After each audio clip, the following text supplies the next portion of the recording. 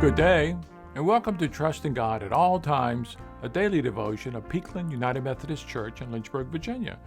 My name is John Vest. I'm the pastor of the church. Our office manager's husband is from North Dakota. Airline routes being what they are, his journey home once took him from Virginia to Atlanta and then to Fargo, North Dakota. I suppose what they say is true. You can't get to heaven without going through Atlanta first. Sometimes life can be like that. Instead of a linear progression where one life experience leads in a reliable progression to the next experience toward that life goal to be achieved, there are twists and turns along the way. You go in one direction, you end up going in another direction. I know many people for whom the journey of life is more akin to untangling a box of coat hangers. Job security turns out to be a myth. They get surprised by a health diagnosis.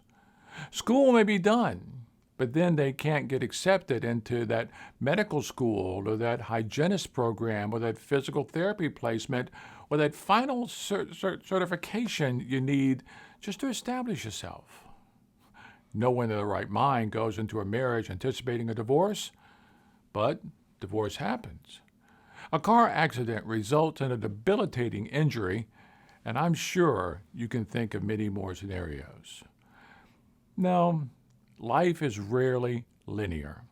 Life is full of twists and turns, dead ends, and miles of construction.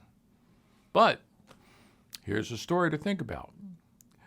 The tragedy in Uvalde, Texas, that's hard to fathom. Certainly, that's a life experience no one anticipated, and now we are left with a residue of great evil and consequence. A woman posted in a public forum how she went through a Starbucks drive-thru in Uvalde last week, and the barista asked her if she was okay and taking time to care for herself. The answer the driver gave was honest. Nothing is okay.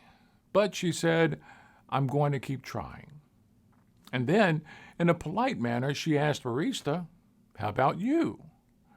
And the barista, the servant, said, "I'm actually from San Antonio and work at a Starbucks there. I just came to work here so that the Uvalde baristas have time off to grieve." That, my friend, is a servant's heart. Sometimes I have to ask myself, who is in charge? Does some notion of the way things are supposed to be, some expectation that the universe will somehow favor me, some preconceived notion about fairness or right or expectation, thinking this way will ensure you to go through life as either victor or victim, and that competitiveness is actually much of what's wrong with the world when you think about it. Isn't there more to living? Don't you have more control of the nature of your experiences than that? Patty Garnier, whose life has been anything but linear, once said, "The finish line is for the ego. The journey, that's for the soul." Although I sometimes forget, I do believe I am in charge of my journey.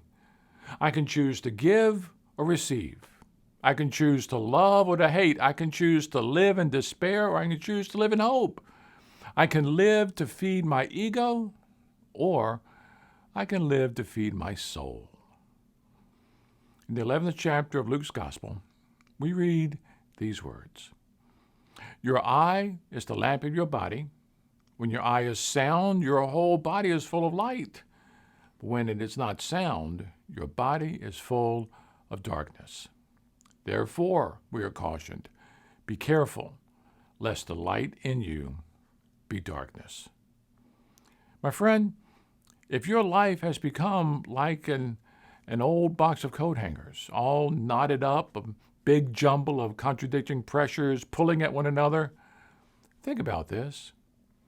To be lost is to not know where you are because you do not know where you're going. That box of hangers isn't going to take you where you need to go. Walk away from it. Leave it alone. Start anew. Choose light today. Let the rest go. So let it be. Amen.